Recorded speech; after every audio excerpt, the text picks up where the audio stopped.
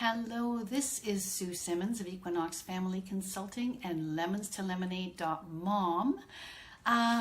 Tonight I want to give you some insights into how you can praise your child with autism really effectively, which will help you see more of what you want to see.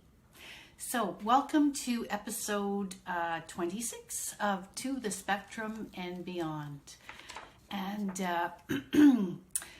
I had a really special day today. I visited a new family I'm working with, and it was just magic. I love the opportunity to meet children on the autism spectrum for the first time. It's just it's wonderful to see what's possible and to see what's behind the eyes of these beautiful children through my eyes for the first time. So it was pretty cool. Lots of driving, but magic, magic, magic.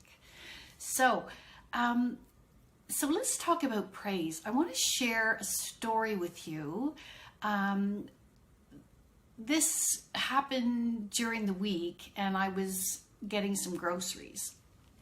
And so I was, doing my thing and shopping, and I came across a young mom, not, maybe 30 something. To me, that's young. And hey, I've got people with me. How nice.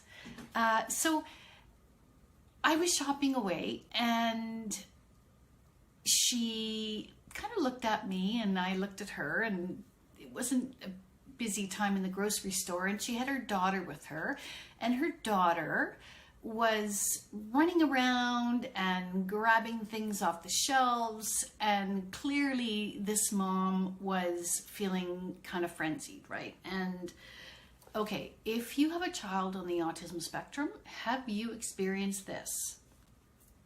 Thumbs up? Yes, you have. So anyhow, you know how you're going through the grocery store, and I passed her in one aisle and I passed her another aisle, and I could see that she was really frustrated. And her daughter struck me as being possibly on the spectrum. Hey, Karen, welcome. I'm so glad you're here. So I said hello, and we stopped and just kind of exchanged, pleasantries. And I said, oh, your daughter is so sweet. She said, oh, my daughter has autism. And I said, oh, well, I work with families of kids that have autism. And she said, oh. So anyways, that was that. And we said goodbye. And you know how awkward it is, like when you say goodbye, right? And then you meet someone in the next aisle. It's like, oh, hello again. So anyways, what wound up happening was her daughter dropped something, and I helped. I got down towards, on the ground to help her pick it up. And I went to pass it to her, and she looked at me and she smiled, and I said, oh, you have a lovely smile. And she went, thank you. And it was just so sweet and so touching. And so as things carried on, this whole thing maybe took about 10-15 minutes. I could hear her daughter, I could hear some kerfuffles in other aisles, and I really felt for the mom. I really knew what she had experienced, because, man, I've got stories about shopping for groceries. I could tell you stories that would make your hair curl.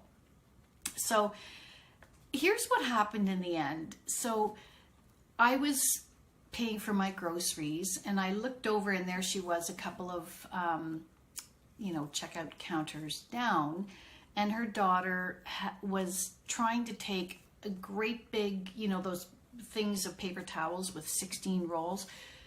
I could see her, I actually peeked around the corner, and I could see her lifting it out and putting it on the counter. And so she paid for her groceries, and thank you. And then as they were leaving, I saw her mom stop, and she gave her daughter a chocolate bar, and she said, "Good job." And they walked out. And here's what I took away from that. I have been that mom.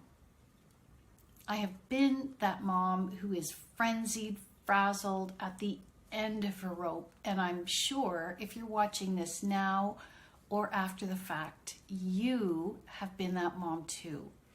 And if I had had the chance to offer that mom just a little bit of wisdom from someone who's been, on this journey for 17, 18 years with my son and now with my daughter, what I would have wished for her is that I could have helped her see how hard her daughter was trying.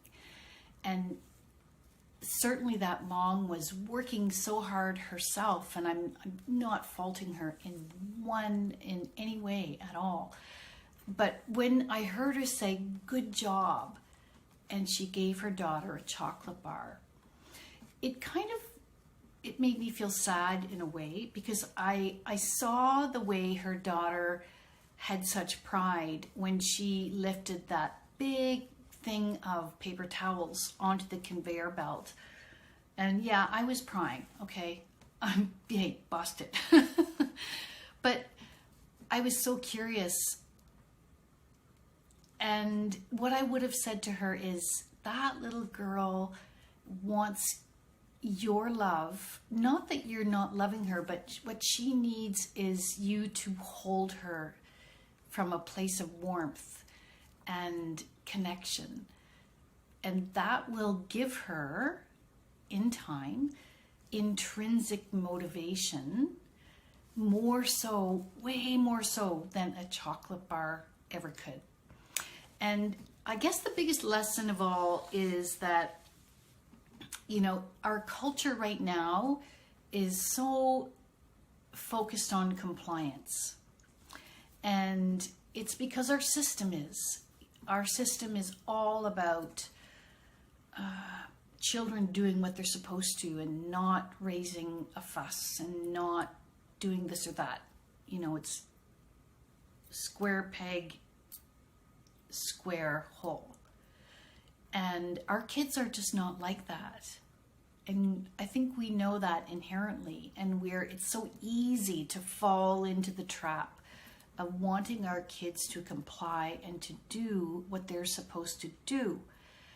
And I understand that feeling, because I have been there too, and I've worked with so many families over the years who want the same things.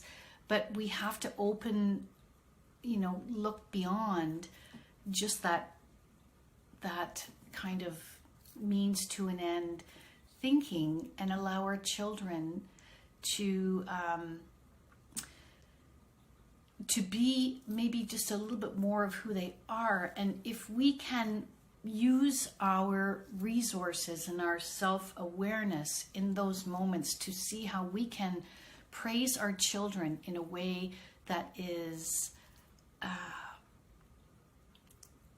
more about, thank you for doing that.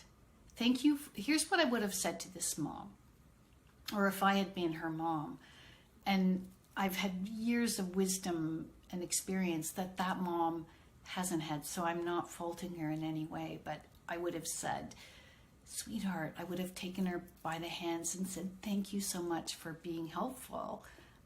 That really helped me. Thank you." And the "good job" wouldn't have been necessary, because that little girl would have benefited from connecting with her mom. She wanted to please her mom. And it's not about the mom not loving her daughter, but it was just about the mom not being aware, or not even, many of us aren't aware of these things. But once we are aware, we can use these strategies to connect with our kids in a new and much deeper way that is so much more meaningful than just compliance. And so I guess my message tonight is just that connection with our children is possible, no matter how affected our child is. And we can learn how to connect with our child. We can learn how to support our child to be their best and to live the best life possible. So I'm going to stop there.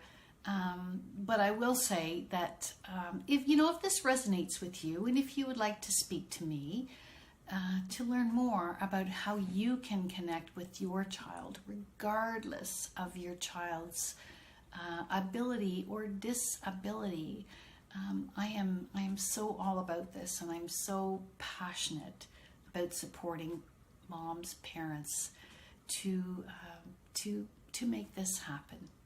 So thank you for being here. If you're watching this after the fact, I would welcome your thoughts or critiques. I'm a blank slate waiting for your, I'm just really interested in your thoughts. And so on that note, thank you so much for being here, and never give up hope. It's never too late, and it's never too early. All right, good night. Thank you.